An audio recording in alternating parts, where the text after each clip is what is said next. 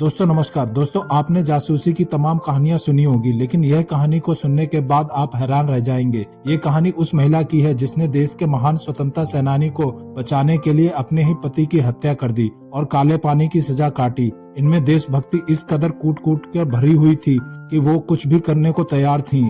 इससे भी बड़ी बात यह थी कि उन्हें भारत की पहली महिला जासूस की उपाधि दी गई। उसने देश के लिए जो कष्ट सहे उसके बारे में सुनकर किसी की भी आंख भर आएगी। आज भी लोग इनका पूरा दिल से सम्मान करते हैं, लेकिन भारत आजाद होने के बाद भी आखिरी के समय में जो उन्होंने कष्ट सहे वो दिल को झंझोड़ देने वाली है। आइए जानते हैं ऐसी वीर साहसी महिला के बारे में। दोस्तों यह जानकारी आपको जरा भी अच्छी लगे तो चैनल को सब्सक्राइब और लाइक जरूर करें। दोस्तों जब भारत एक गुलाम देश था, अंग्रेज यहाँ के लोगों को प्रताड़ित कर रहे थे और भारत को लूटकर सारा खजाना ब्रिटेन पहुंचाया जा रहा था। गुलामी की इन्हीं जंजीरों को तोड़ने के लिए कई स्वतंत्रता सेनानी सामने आए, जिनकी कुर्बानी के कारण ही आज हम खुली हवा में आजादी से सांस ले पा रहे हैं। दोस्तों इन्हीं स्वतंत्रता सेनानियों में एक ऐसी ही वीर साहसी महिला थी जिनका नाम था नीरा आर्या। इन्हें देश की पहली महिला जासूस का खिताब मिला। नीरा आर्या देश को आजाद कराने के लिए वो सब कर रही थी जो उनके बस में था। उन्होंने आगे चल के अपने जीवन पर एक किताब भी लिखी। इस किताब का नाम जानने से पहले इनके जीवन के बारे में कुछ जान लेते हैं।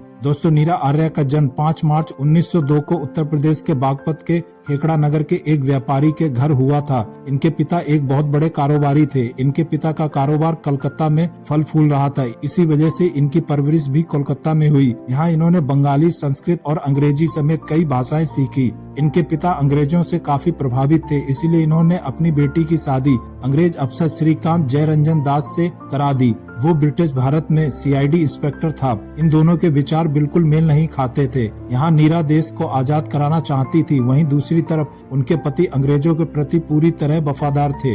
इसके बावजूद भी नीरा आर्या अपने पति की बजाय अपने वतन को ही ज्यादा तवज्जो देती थी। नीरा आर्या के भीतर देश को आजाद कराने की एक आग धधक रही थी। इसी के चलते वो आजाद हिंद फौज की झांसी रेजिमेंट से जुड़ गई। इस रेजिमेंट को अंग्रेज अपना गुप्तचर मानते थे।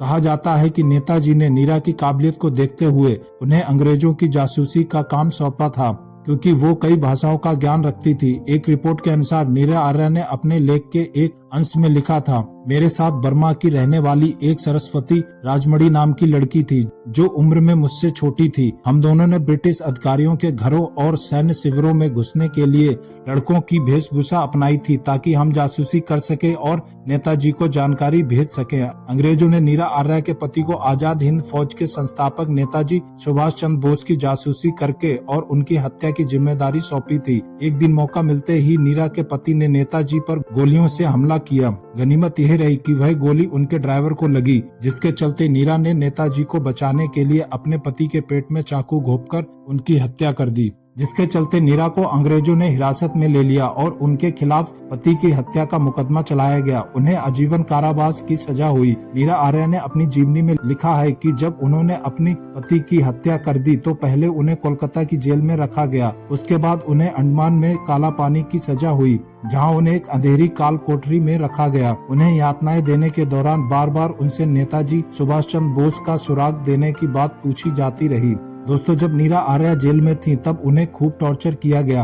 कारावास के दौरान यहाँ उन्हें एक छोटी सी कोठरी में रखा और लोहे की जंजीरों से बांध कर रखा गया। लगातार उनके साथ बदसलूकी की जाती रही और साथ ही इतना टॉर्चर किया गया कि इसकी कल्पना भी नहीं की जा सकती। लेकिन उन्होंने आखिरी सांस तक देश के साथ गद्दारी नहीं की। एक रिपोर्ट के मुताबिक जब जेलर ने नेताजी को लेकर नीरा से कई सवाल पूछे कि सुभाष चंद्र बोस कहाँ छिपे हुए हैं, नीरा ने बोला कि उनकी तो हवाई दुर्घटना में मौत हो गई है। यहाँ बता दें कि उस समय सुभाष चंद्र बोस की एक हवाई दुर्घटना में मौत हो गई ऐसी खबर चल रही थी, लेकिन अंग्रेजों को इस खबर पे विश्वास नहीं था। फिर जेलर ने कहा कि तुम झूठ बोल रही हो। नीरा को जानकारी देने के बदले जमानत देने तक का लालच दिया गया, लेकिन उन्होंने एक लफ्ज नहीं बोला। जब रोज रोज यह सवाल जेलर की तरफ से पूछा जाने लगा और टॉर्चर किया जाने लगा तो नीरा ने कहा कि नेताजी मेरे दिल और दिमाग में हैं। गुस्से में जेलर ने कहा कि ठीक है, हम तुम्हारे दिल को चीरकर निकाल कर देखेंगे कि नेताजी कहाँ हैं। और जेलर ने एक लोहार को इशारा किया।